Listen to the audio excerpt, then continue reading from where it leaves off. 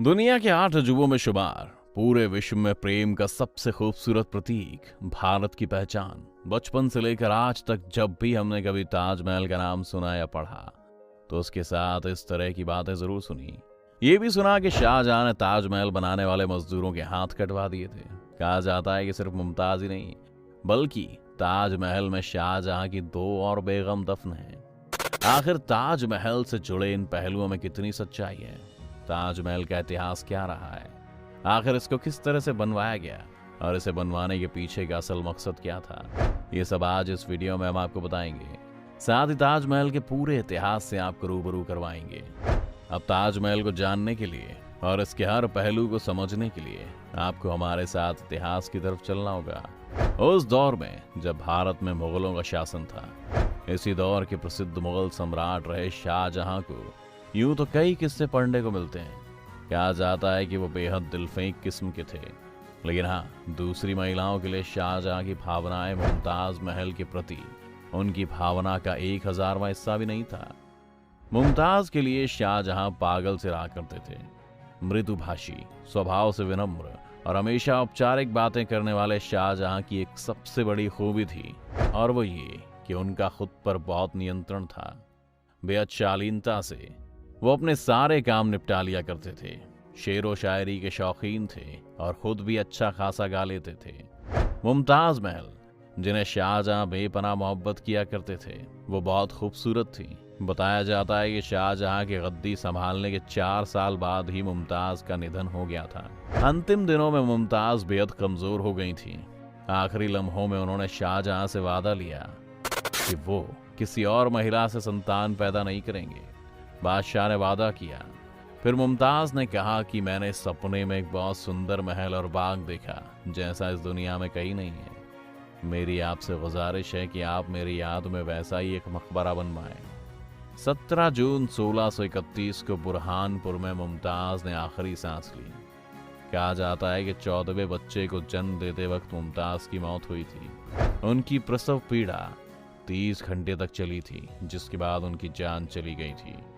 शाहजहां पर मुमताज की मौत का बहुत गहरा असर हुआ। शाहजहां ने मुमताज को बुरहानपुर में तापी नदी के पास दफनाया। 6 महीने बाद फिर उसे आगरा लाया गया। 8 जनवरी 1632 को यमुना के किनारे शव को फिर दफनाया गया। लेकिन शाहजहां जानते थे कि आखिरी विश्राम स्थल नहीं है। फिर यहीं पर शाहजहां ने उनका मकबरा बनवा दिया, जिसे रौजा मुनव्वरा के नाम दिया गया। बाद में इसे ही ताजमहल कहा जाने लगा। बताया ये भी जाता है कि जिस वक्त मुमताज को दफनाया जा रहा था उस वक्त शाहजहां वहां पर मौजूद नहीं थे। फिर शुरू हुआ मकबरे को खूबसूरत बनाने का सिलसिला। मीर अब्दुल करीम और मकरमत खां को इस मकबरे को बनवाने की जिम्मेदारी सौंपी गई। ताजमहल बनवाने का फैसला तो कर लिया गया था, लेकिन इस दौरान सबसे बड़ी चुनौती थी जगह चुनना। शाहजहां चाहते थे कि ताजमहल को शांत जगह पर बनाया जाए और ये जगह आगरा से दूर होनी चाहिए। दूसरा, उनका ये मानना था कि ये इमारत ऐसी होनी चाहिए कि दूर से लोग इसे देख सकें। तीसरा मापदंड ये था कि यमुना नदी के पास इसे बनाया जाए ताकि इसके नजदीक बनाए जाने वाले बागों को पानी दिया जा सके। आखिरकार जगह चुन ली गई और 1632 में ही ताजमहल का निर्माण कार्य शुरू हो गया। सबसे पहले 970 फीट लंबा और 364 फीट चौड़ा चबूतरा बनवाया गया, जिस पर फिर मकबरा बनवाया गया। इस भवन में लगने वाले संगमरमर को 200 मील दूर मकराने में लगाया गया। ताजमहल बनाने वाले ज्यादातर मजदूर कन्नौज के हिंदू थे। फूलों की नक्काशी करने वालों को पोखरा से बुलाया गया था। इसके अलावा कश्मीर के रामलाल को बगीचे बनाने की जिम्मेदारी सौंपी गई थी। अमानत खां को ताजमहल पर कुरान की आयतों की नक्काशी करने की जिम्मेदारी दी गई थी। नक्काशी इतने सुंदर की गई थी कि कोई भी उन्हें देखकर खिंचा चला जाता था।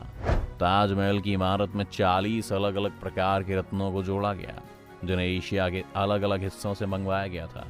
जैसे हरे रंग का पत्थर चीन से आया था, नीले रंग का पत्थर अफगानिस्तान से मंगवाया गया था, फिरोजा तिब्बत से आया था और मूंगा को अरब और लाल सागर से मंगवाया गया। इसके अलावा कुछ पत्थर श्रीलंका से भी मंगवाए गए थे। बताया जाता है कि ताजमहल को बनवाने में लगभग 4 करोड़ रुपए लगे थे। इसमें मजदूरों के वेतन से लेकर जितना सामान आया उस सब की लागत है। कुछ इतिहासकार बताते हैं कि इसे बनवाने में सिर्फ 50 लाख का खर्च आया था, लेकिन ये रकम सिर्फ मजदूरों को दिए जाने वाले वेतन की थी। भवन के निर्माण का सारा पैसा सरकारी खजाने और आगरा प्रांत के खजाने से दिया गया था। ताजमहल को बनवाने का काम लगभग 21 से 22 साल चला। हालांकि दूसरे चरणों का काम 10 साल तक जारी रहा। इस हिसाब से 1653 में लगभग 20,000 मजदूरों ने इसे बनाकर तैयार किया था। 1659 में शाहजहां के बेटे औरंगजेब ने अपने पिता को एक गद्दी से उतारकर कैद कर लिया। फिर शाहजहां बीमार पड़ गए। अंतिम समय में उन्होंने बेटे के सामने बस एक ही ख्वाहिश रखी कि उन्हें उस छज्जे पर रखा जाए जहां से वो हर वक्त ताजमहल को देख सकें। उसी छज्जे पर शाहजहां ने 21 जनवरी 1666 को दुनिया को अलविदा कह दिया। औरंगजेब ने ताजमहल में मुमताज महल के बराबर उन्हें दफना दिया। फिर भारत में आया अंग्रेजों का दौर। कहा जाता है कि अंग्रेजों के दौर में ताजमहल की काफी बेकदरी हुई। यहाँ पर हनीमून कॉटेज बना दिए गए, पिकनिक पार्टियां होने लगी। ताजमहल के रखरखाव को लेकर अंग्रेज बहुत ज्यादा सीरियस नहीं थे। इतना ही नहीं, इस दौरान उसके ऊपर बहुत कम ध्यान दिया गया। कुछ ब्रिटिश सैनिकों ने 1857 में मुगल इमारतों को नुकसान पहुंचाना शुरू कर दिया, जिसमें मुमताज के पिता आसफ खां का महल था। हालांकि इस दौरान ताजमहल बाल बाल बचा। 1965 में भारत और पाकिस्तान युद्ध के दौरान कहीं कोई हमला ना हो जाए, इसलिए सरकार ने ताजमहल को काले रंग के विशालकाय कपड़े से ढकने के आदेश भी दे दिए। खैर, इसी बीच साल 1983 में ताजमहल को यूनेस्को की विश्व विरासत स्थल के तौर पर नामित किया गया। चलिए अब आपको उन सवालों के जवाब दे देते हैं जिनके बारे में आप अक्सर सुनते आए हैं।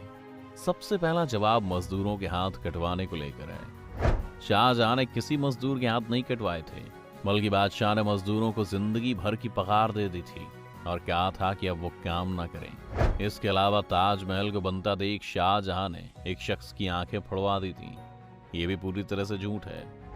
हालांकि इस बात में सच्चाई मिलती है कि मुमताज के अलावा ताजमहल में शाहजहां की 2 और बेगम की भी खबर है। मुमताज मुख्य गुंबद में दफन शाहजहां के पास है, जो पूर्वी गेट पर सरहिंदी बेगम का मकबरा है, जिन्हें इज्जू निशा बेगम के नाम से जानते हैं। पश्चिमी गेट पर फतेहपुरी बेगम का मकबरा है।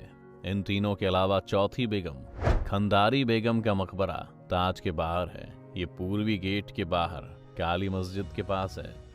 इसके अलावा कुछ और अफवाहें हैं जिनके साथ साथ हम क्लियर करते चलते हैं। कहा जाता है कि ताजमहल हर घंटे में रंग बदलता है। ये पूरी तरह से फर्जी खबर है। ताजमहल रंग नहीं बदलता, बल्कि सूरज की किरणों से ये कभी कभी सुनहरा दिखाई देता है। एक अफवाह कहती है कि 19वीं सदी में ताजमहल यमुना नदी में डूब गया था और इसमें दरार आ गई थी। ASI के रिकॉर्ड बताते हैं कि ऐसा कभी नहीं हुआ है। ना ही ताजमहल यमुना में डूबा और ना ही इसमें कोई विशालकाय दरारें आई। एक अफवाह है कि शाहजहां सफेद और काला ताजमहल बनवाना चाहते थे और दोनों को एक ही पुल से जोड़ना चाहते थे। ये खबर भी पूरी तरह से फर्जी है। ताजमहल को लेकर ऐसे बहुत सारे मिथ्स हैं जिन्हें हमने इस वीडियो के जरिए दूर किया। इसके साथ ही आपको ताजमहल के इतिहास से भी रूबरू कराया। अब आपको हमारा ये वीडियो कैसा लगा हमें कमेंट करके जरूर बताएं।